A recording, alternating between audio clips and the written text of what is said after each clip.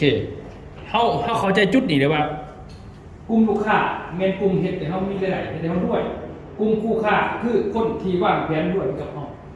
ถ้าบ่มีการวางแผนงานที่จะไปเฮ็ดงานเอาเงินกับเขาแสดงว่าเป็นคู่ค้าแต่อย่าบอกให้เขาบ่เป็นหยังเลยจ้ะมีแต่ว่าจะสิซักมันนี่จะเบิ่งเขามักนะเขามักมวนพาลงเพจพาไปเที่ยวเขามักเที่ยวพาเที่ยวเขามักเต้นพามาเต้นเขามักกระเดินดอกพากระเดินดอกเขามักเองเลย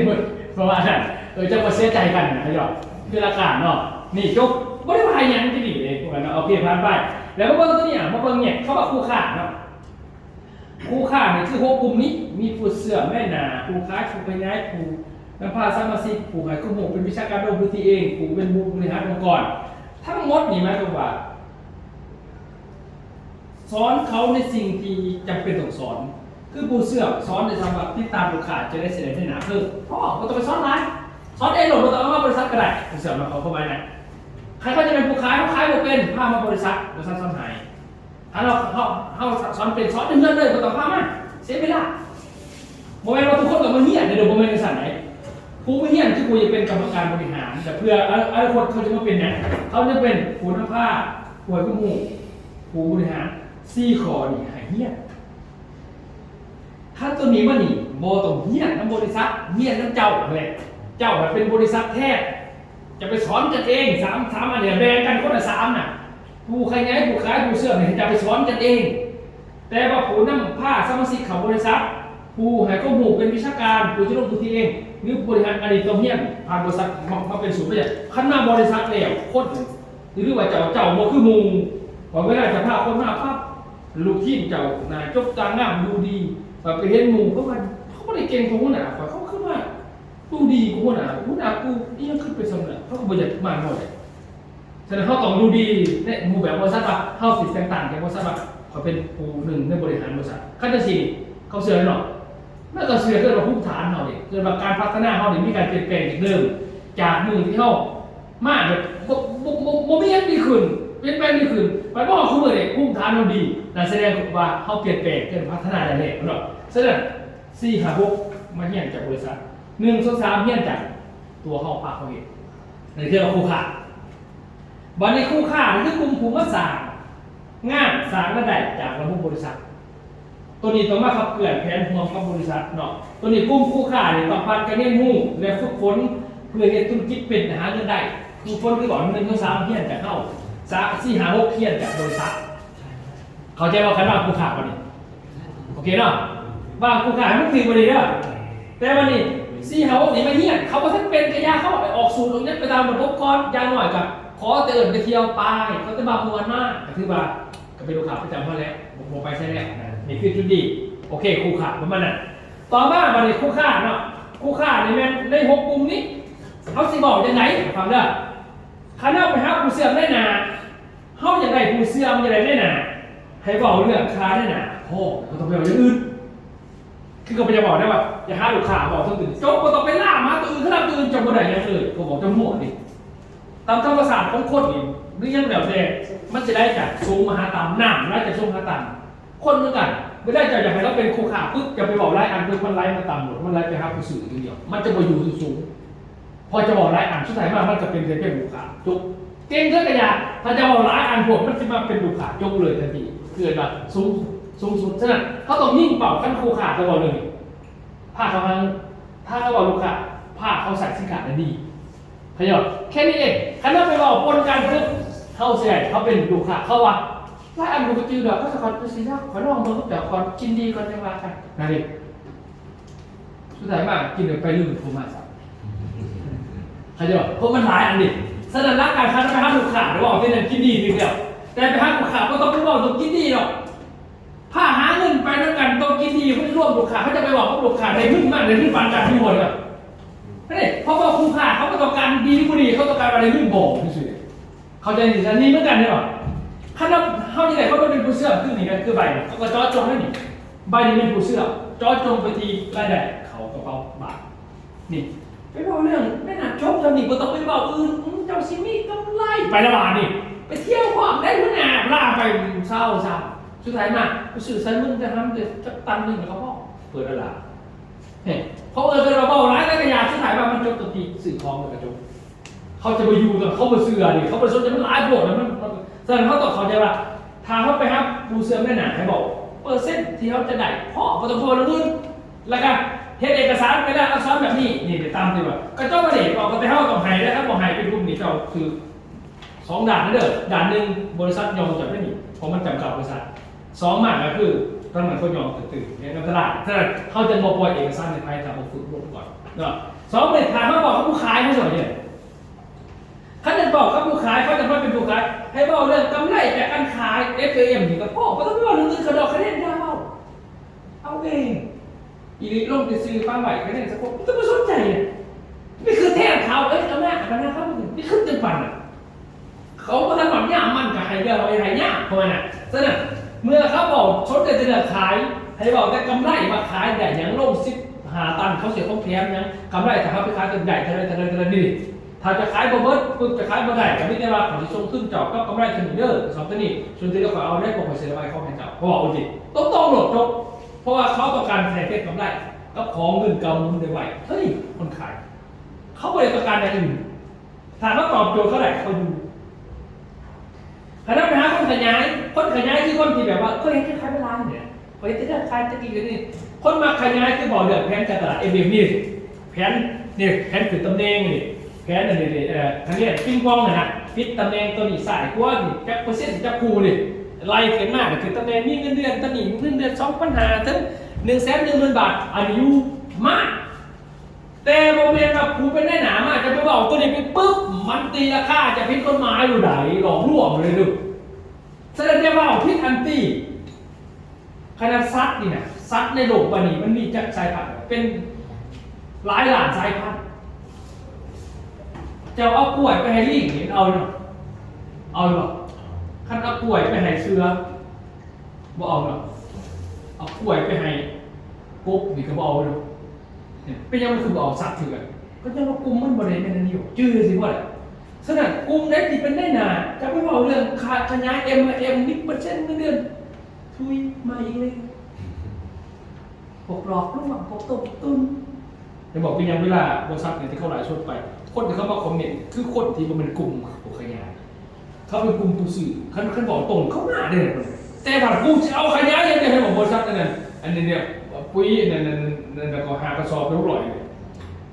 คือเรามันเป็นบดีเนี่ยจะบอกพิษคนถ้าจริงเพชรเจ้าเนี่ยไม่บอกคนถือมันก็ได้เนี่ยแต่ว่ามันคนถือขั้นบอกเข้าใจคนไปบอกคนอื่นนี่มันก็เลยไปพิษกันมันไม่ได้คิดคือเขาอะไรเข้าใจเสียเส้นอะไรเขาจะว่าปูเชื่อมไม่หนาเจ้าก็ต้องไปอื่นขั้นเจ้าใช้ก็เป็นปูเชื่อมไม่หนาเอาบอกแต่คำเขาเหมือนว่าเส้นตัวนี้อ่ะเอาโหลดตัวนี้ปุ๊บรวมตัวนี้น้องลงมากเข้าไปเลยเอาไปเลยเขาว่าที่เป็นเจ้าเพชรกุ๊กไก่อีนี้โอเคเลยตามถามมา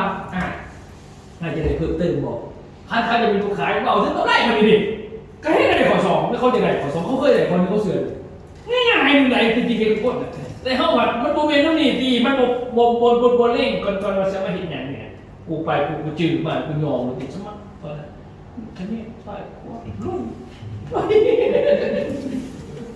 ว่าโรงแรมเนี่ยก็เลยมา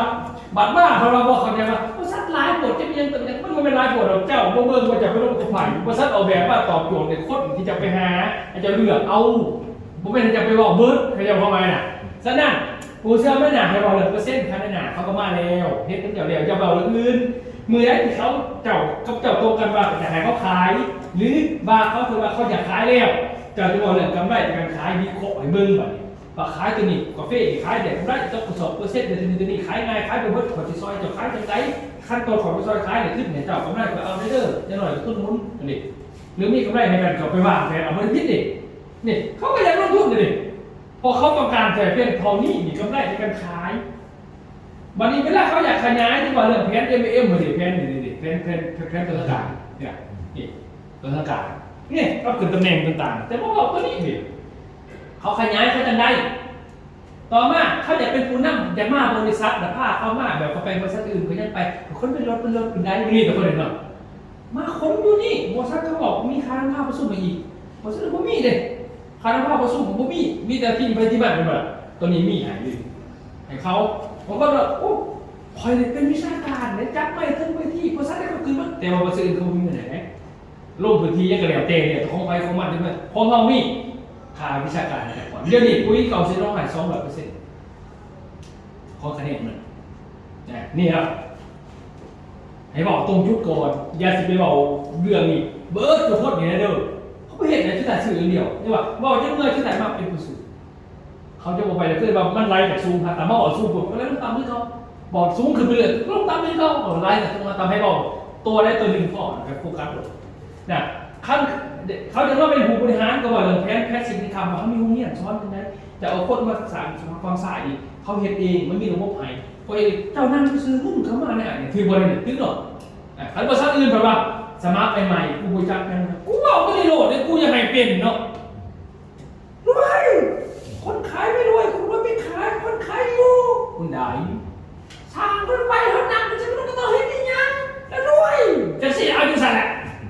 มันก็พิษเลยเพราะว่าทุกคนมันเป็นผู้บริหารองค์กรเขามาแต่ไม่แค่เป็นนี่เนี่ยเขาจะเห็นตัวนี้เขาจะเสื่อมได้หนาแต่ว่าแผนบริษัทอื่นมันบ่มีแต่พักเวลามันมีเห็นมัดบาทที่เห็นบ่นี่คือบัตรพอฟังกับหลายคนจะเอาไปทุกอันหรอกจะบนแบนว่าผู้ได้หนาเนี่ยบอกยังไงผู้ขายเนี่ยเจอบอกยังไงผู้ขยายบอกยังไงเนี่ยแค่ถ้าเขาได้สินี่แหละแต่ฉะนั้นต้องเบิกคนออกบอกคนใดๆนำใส่คนพวกกลุ่มแตกต่างกันเป็นถ้านอกจากนี้แล้วนี่มามวนมาเที่ยวนี่มันโมเมนต์คู่ขาแล้วมันเถอะถ้านอกจากนี้โมเมนต์คู่ขาบอกเรื่องค้าได้หนาก็ไม่สนใจนะไม่ได้ยากสิบอกเรื่องค้าก็บอกเรื่องค้าจะสิน่ะเด้อบ่ต้องไปขาดบางอย่างมีแต่ว่าดีเลยเบิ่งออกแล้วว่านอกจากบอกเรื่องได้หนาก็บอกเอาแล้วยังก็เบิ่งหันทิศใหม่แบบหันที่ไหนนี่เลยให้เขาเป็นลูกค้าไอ้ล่ะลูกค้าประเทศอย่างบัดเพราะว่าทุกคนต้องซื้อได้บัดนี่ลูกค้ามี2กลุ่มมีลูกค้าขาจรกับลูกค้าขาประจำลูกค้าขาจรคือสื่อแหละหายไปเมื่อนาซีแล้วภูมิไว้ก็ไปกับบัตรแล้วต้นนี้ให้บอกเรื่องไหนบอกเรื่องผลประโยชน์ของสินค้าซื้อหรือแถมสินค้าแต่ซื้อแล้วแม่มือนี้แล้วพิเศษเบิ่งเขาจะบูเป็นแต่สื่อเด้อสอบตัวได้650,000บ่มีพิเศษยังมีบอกเท่าไหร่ลูกค้าผมเอาใส่ดีเขาจัดเอามาดีกันเนาะอันนี้ซักแม่ซื้อมาในลูกแท้ใหม่อันนี้กาแฟท้องนึงกุ้ยน้ำอันนึงสมมุติว่าให้บอกสิบ่ให้บอกว่านี่มันจะเรียกซ้ำได้นะบ่ได้อาจารย์พี่ตัวไหนหมายบอกอย่าเอาของแถมมีราคาแบบปัญหาอย่ามาหารกันอยู่เลยมันจะผิดไปจัดการเข้าใจไหมเนาะเขาซื้อซิปตัวนี้เขาแถมมาเนี่ยเขาจะเขียนบินในเจ้าอันนี้โปรโมชั่นเฉพาะบ้านมันนี่เขียนใส่ติบ่เป็นอย่างแต่เขียนว่าซิปแถม1จะว่าซิปแถม2เลยจะจำนั้นนี่นะก็มันนี่ซิปแถม2ไปซื้อซิปแถม2เขียนราคา6 ล้าน5 แสนเสียเจ้าโดยรวมประทับตาเวลาเขาบอกมุมมองเนี่ยเขาขายเลยเอาบินมาปุ๊บเขาไม่ได้ขายเขาใส่แต่ว่าเขาเปิดตลาดตื้อเลยอันนี้ไปบอกว่าเขาไปเพราะ5 แสนเนี่ยพิษไหนเขาจะสั่งแสดงว่าพิษจะมาเป็นธุรกิจอะไรเจ้าก็กลายเป็นสโตกับผู้อื่นเลยนะทำไมนะเขาได้ซะเราจะไปหาเงินจะเขาเดี๋ยวเขาไปสลัดเองนะอันนั้นได้ทำไมนะโอเคเนาะที่เอาประมาณนั้นแสดงว่าลูกค้าขาจรเขาต้องการของแถมเขาต้องการอะไรบัดนี้ลูกค้าค้าประจำนี่เขาต้องบอกเลยสมาชิกสมาคมหมายว่าเขาสื่อเหลวเอาว่าเขาสมาคมที่ถ้าเกิดเขาสมาคมสินี่เดี๋ยวนี่เป็นลูกค้าค้าประจำไหมเราเขาพาไปแต่เขาบอกไปบัดนี้เขาสมาคมเขาสิมีมวลได้เลยพาไปมวลไปนู่นไปมันเต้นมันเปลี่ยนไปทุกคนแล้วกันได้หน่อยเกินมาไหมเนี่ยเป็นบอกเขาย้อนเผาเลยเขาถึงบอกมันมีว่าจิตวิญญาณคนนะแต่เขาบอกใส่มันเป็นเกินอ่ะแสดงเขาบอกเรื่องมวลเขาบอกว่ามวลเนี่ยเขาเนี่ยเขาอยากให้เขาเป็นลูกค้าเขาประจำบอกเรื่องสมาคมให้เขาเป็นบอกเรื่องมวลเนี่ยเขาว่ามวลเขาเป็นเล่าตั้งสิ้นบอกเรื่องเที่ยวชาติไต่เรื่องแต่ชาติไต่ก็เป็นอย่างเพราะว่าบุคคลเฉลิมพาสปอร์ตมันก็แพงเข้ามาตัดสินใจกับนี่แต่ขั้นใบหนึ่งขาวๆนี่ไปได้โอเคเนาะขั้นไปในทีนึงเขามาหลอกซองเป็นเทพพาสปอร์ตแล้วเลยถ้าเขาเป็นพาสปอร์ตก็มาแสดงว่าเขาอยากดูด้วยเขาขาดว่ารอบเนี่ยกูซื้อกูสิไปเป็นหน่อยแต่ว่าเอาไปเขาหลอกก่อนเดี๋ยวฝากเอาพาสปอร์ตเขาคนใบเล็กวิธีนะเพราะว่าเขาเช็ดฐานเขามันว่าสิเหตุดิมันบ่ทันเสื้อจากเขาเฮ็ดเนี่ยสินะก็เลยว่าลองเอาว่าไปเที่ยวอีสานใต้ไปเขาคันอีสานเดินสงสัยพาสปอร์ตเลยคันอีสานใต้จังตั้งใจไปเขาได้พาไปเที่ยวเนี่ยที่สกีเที่ยวเนี่ยถ้าเขาไปเนี่ยที่เคยไปอันนั้นก็ได้คือแบบแล้วเขาไปทีนึงหลอกนะชวนไปใช้เขาจะเฮ็ดพาสปอร์ตไปคันเขาเฮ็ดพาสปอร์ตแสดงว่าเขาสิอยู่ในเป็นลูกค้าประจำของเจ้าตลอดชีวิตขอที่มีไปเที่ยวบอกเอื่อยดึงนั่นดิ คันนี้เนี่ยเขาก็ตรวจเองก็ได้เดียวเองถ้าเราไปเข้าเหตุการณ์นะก็ได้พิษดิไอ้โมซันเราจะเป็นสิดิวันนี้ข้าพเจ้าบอกเรื่องสังคมไหมไปมีมูได้เห็นโฉดสิเราปากันทัวร์เนี่ยไปบอกพี่มูมีอย่างนี้ชิมเหี่ยวทั้งสิพวกไปกว่าดิดึงไปวนไปแห่งพักของเราไม่จะเป็นสมรมสาวโสดทั้งนั้นไม่จะไม่ห่างเขาอ่ะไม่ห่างไม่หายนี่แหละมากเขาเห็นมูเขาม้วนเลยว่าเด็ดๆนี่บอกเรื่องรางวัลพิเศษกับไปซื้อของมีจับรางวัล10 ปีรางวัลเดือนกว่าไปนี่ทั้งหมดเนี่ยเขาเรียกว่ากลุ่มเลยที่มามวนมาเที่ยวมาหาสังคมใหม่มาหารางวัลพิเศษเขาเอ่ยว่ากลุ่มนี้ว่ากลุ่มลูกค้ากลุ่มลูกค้าเนี่ยเฮียนเฉพาะที่จำเป็นโมต่อเฮียนตามระบบ100%ก็ได้เฮียนในซ้ำสนใจปุ๋ยกับเฮียนเรื่องปุ๋ยกับซ้อนเองเขาจะให้เขาซักซ้อนจากนัดเป็นพิเศษบอกเขาว่าเนี่ยแจกเขาท่านว่าเขาอยากจัดเฉพาะปุ๋ยด้วยเขาจะเอาลูกค้ามากเข้าบ้านนี่บ้านนี่บ้านนั่นผู้ชายเห็นเมื่อไหร่เขาจะบอกเขาดิว่าเป็นไหนผู้ชายเขาเองเขาเห็นร่วมดิแต่ว่าไม่ได้จับอยากให้เฉพาะกับบ้านแพ้หน้าดิพอเข้าใจป่ะดิผู้ชายเขาจ้างเราลูกค้าเลยเขาซื้อลูกไปเป็นยังเขาซื้อจับ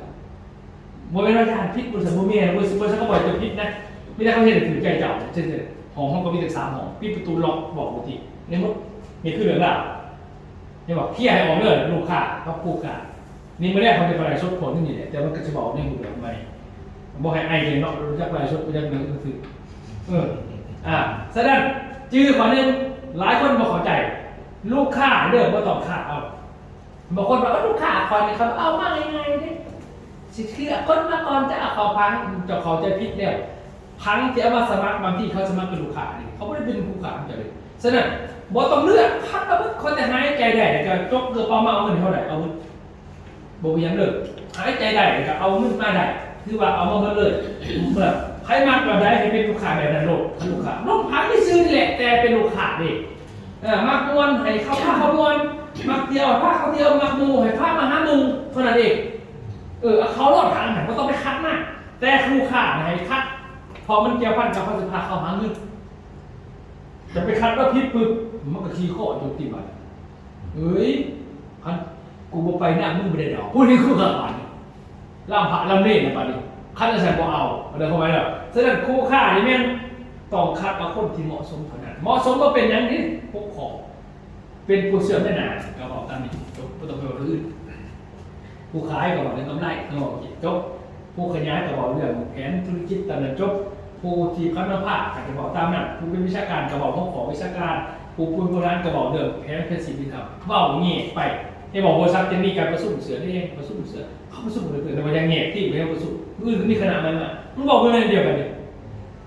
นี่คือกระบวนการปั่นคู่ค่าเขาบอกว่าร่วมไม่ได้ประชันเอาบางคนคือมาร่วมกันไอ้มันคือค่อยจะเห็นแต่เขาเป็นบุญบาปเนาะคืออยู่ลมพุ่นจะคอยคือมันมีวงดนตรีเขามีบริเลตมันหมดสู้เราเพราะนั่นเลยอันนี้เขาบอกคู่ค่าให้มอสลมแบบนั้นทำไมนะโอเคเคลียร์ด้วยเลยเนาะถือว่าสบายใจเราเลยสบายใจโอเคฉะนั้นให้เข้าใจว่าผู้สำเร็จเนี่ยสำเร็จเซตจริงคือผู้ที่สร้างคนต่างบริษัทเพียนเริ่มเปิดบริษัทมาเขาปั่นแผนคนก่อนจะเห็นแผนเนี่ยจะเห็นแผนเงินเขาบริหารแผนเงินก่อนแล้วเขาบริหารแผนงานก่อนเสร็จเปิดปุ๊บก็บิ้มเลยเขาปั่นอีกวันหนึ่งก็เสือเป็นเลยซีมาเป็นละครนี่ทำอีกฉะนั้นปีหน้าเขาไม่ได้เข้าใจเหมือนบริษัทคือผู้ประสิทธิ์เข้าใจหรือทุกคนเข้าใจเอาที่เจาะขึ้นมาคุณจะปั่นคนก่อนคุณจะปั่นคือตอนนี้เอามาเหี้ยเฉพาะของกูเองก็คือรีเวิร์สบอกเป็นคู่ขาเป็นคู่ขาประจำอย่างม่วงมันเขาจะบอกคิดถึงสี่ก่อนจะไปขึ้นถึงว่าเขาจะเห็นบ้างนั่นแสบคือเก่ามันก็เสือนะมันไม่เสือมันอื่นเสือมันบอกเพราะว่ามันก็ใส่เสือมาเสือมันงามกว่าราคามันจะ2,000ก็ตั้งมาดูเลยก็ตั้งมาบนปักเสกสามปัญหาเลยผมไม่รู้ไปยังจะบอกผ่าตัดบางคนว่าก็สร้างตู้ผ่าตัดอยู่แล้วเจ้าก็ตัดดอกมาตัดปักหลวงปู่สามปัญหาให้บอกยูหานนู่นเนี่ยครับเสื้อเด็ก3,500 บาทว่าท่านมีโลโก้อันนี้2,000มีโลโก้ก็ถือว่าแค่ได้โอเคนะเพราะตัว5วันนี้มันสะดวกเข้ากับนะครับโอเคฉะนั้นถ้าเพื่อให้เข้าใจปีหน้าเด้อปั่นพี่นึกหาขึ้นมาปั่นกรรมการปั่นที่เป็นสีเพราะงานเขาเห็นเองมุกเกษตรเป็นวิชาการผ้าพวกที่ปั่นมาเห็นเองแล้วผ้าเขาหลาเขามาเรื่องมุกเห็นไหมสมมติว่าเขาเป็นกันเลยเราบอกคนเดียวบอกคนทุกคนบอกไว้เลยมีแต่คนงานดูดิยากกว่าสู้แบบ เท่านั้นเองเลยเหมือนกับคนทำเห็ดที่ประทานเห็ดถ้าเราปั่นปุ๊บปั่นพิมพ์ทุนาปุ๊บพวกเกาหัวควันตายรถนี่คือบอกเริ่มต้นมาซื้อโดยฝันสุดท้ายมันมาอยู่ไม่อยู่หย่อนพี่ต้องหาเขาก็อยู่หย่อนแทนคนเขาแล้วก็มาปั่นแทนงานเขามาปั่นวิชาการลงเก็บเงินคู่คนหนึ่งเงินพอมันขายตามสรรพสิทธิ์นี่ต่อมาแพงเงินเข้าไปได้ตะกี้ปีกายไม่มีใครสนใจพังหรอกปีเหลืองก็เขาพังเหลืองพังกองแปงเดี๋ยวนี้เห็นสื่อปุ๊บลงคะแนนเลยมันจะสื่อกวดขึ้นคะแนนเลยง่ายให้บอกเกินปั๊บเด็กเขาซ้อมผสมมันจะเป็นงานของการสื่อปุ๊บออกคะแนนเลยนั่นแหละยังไม่มีเก็บไว้ไม่มีทางขึ้นเลยลงเลยเราไม่แต่จะเขียนมันให้มันถือแล้วลงเลยจบถือไปกระตามที่ว่าเขาประกวดเงินเลยแรกไม่ให้เงินออกแต่ว่ามันจะตัดออกวันที่10วันที่3วันที่30หรือว่า30แต่ว่าเงินมันออกเป็นหมื่นแต่ว่ามันรวมมันจะโอนมาเดียวภาษาหน้าโอเคเป็นจะได้ไม่มีบนหนาที่จะถามนี่ เข้าใจนะภาษาอังกฤษ เข้าใจเนาะภาษาอังกฤษภาษาอังกฤษ โอเคเนาะ เอาพูดอะไร ขั้นเข้าใจกับสิ่งประมาณนี้หน่อยเนาะโอเคเอาประมาณนี้ก่อนเนาะตัวมือ